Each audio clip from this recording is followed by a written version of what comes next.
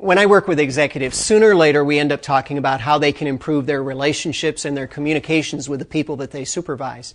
And one of the things I share with them that helps in thinking about this is a model that was popularized in the 1960s called transactional analysis. The basis of this model is the understanding that we build our social scripts as very, very young children, and they stay with us throughout the rest of our lives. So we first talk about what these scripts look like, and it helps them to understand how they come into play in the workplace. First of all, as children, we have parents who are nurturing parents, so we'll call that NP. These are the parents who love us, who cheer every time we do something new, who just enjoy being a parent and tell us that they appreciate us as being a part of their family.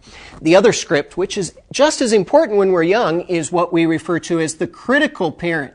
This is the disciplinarian, the parent who says, don't do this, no, don't do that. And we really need both. The nurturing parent represents love in the relationship, and the critical parent represents discipline in the relationship. And without that, we don't grow up to be very healthy individuals. We respond to these in two different ways. The first way that we respond as young children is what I call the adaptive child. And that's where we're saying, Mommy, Daddy, I want you to approve me. And so we play along with the things that we know are going to get their praise. And then the second script that we develop, which again is just as important because it helps to establish us in our adulthood, is we develop what I would call the rebellious child. And that's where we say no, and we assert our will. Now, of course, we need the critical parent to discipline that. But when we grow up, our parents want us to have some willpower. They don't want us to just say yes to everything that comes along.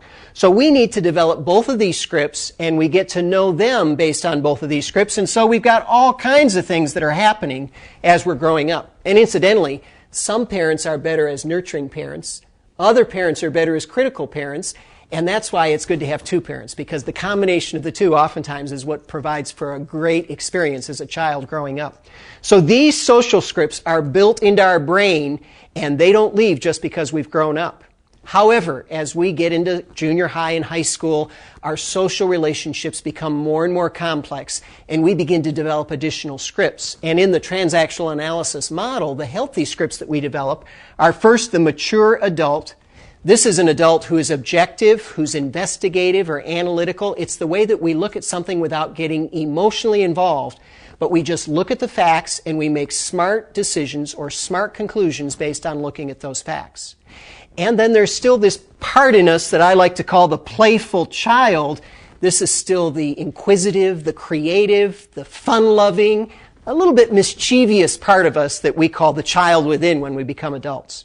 So this is a pretty simple model to understand. What I try to explain to the executives that I'm working with is that as we grow up, it's important, and as we supervise, it's important for us to use these three scripts in the workplace. So nurturing parent, that's good to use in the workplace to affirm your employees. Mature adult, to be analytical, to be objective, to be non-judgmental, that's a great script to use in the workplace. Playful child, to be inquisitive and creative and fun-loving, that's great in the work. All of these work well in the workplace. What isn't so healthy is for us to use the critical parent in the workplace. When we say, George, don't do it that way, and we sound like George's mother or father, it's very easy for us to trigger in George this script of the adaptive child or the rebellious child. With the rebellious child, George pushes back and we have a relationship problem. With the adaptive child, George says, whatever you say, Dad, and loses initiative and ceases to be a mature adult in the way that he does his work. So we can see this anytime that we are critical, we're saying no, no, no, no, no. Instead, what we need to do as supervisors is come over here and use the mature adult saying, George, let's look at the facts objectively. Let's identify what's taken place. Let's identify what was good about it, and let's identify what you could have done better.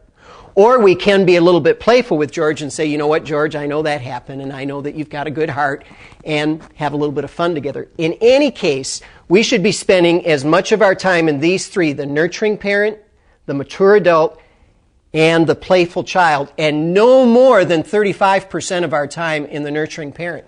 What happens when somebody spends all their time as a leader in the nurturing parent? You're actually being too nurturing, and your people don't feel accountable anymore. They think that, well, they can do anything, or they don't understand that the mature adult, where we look objectively at the results that are being created, and they're judged based on the results, not based on love alone, that creates the highest amount of performance in the workplace. So I realize this is a relatively simple model, But I tell my executives to start listening for these scripts. Do you hear yourself speaking as a critical parent? Do you hear your employees responding as rebellious children or as adaptive children? If you hear that happening, you know that you're losing energy, you're losing effectiveness in the workplace, and you need to work on bringing things over into these other scripts. And in doing that, you can have a big impact on the quality of your relationships and the value of the communication that takes place.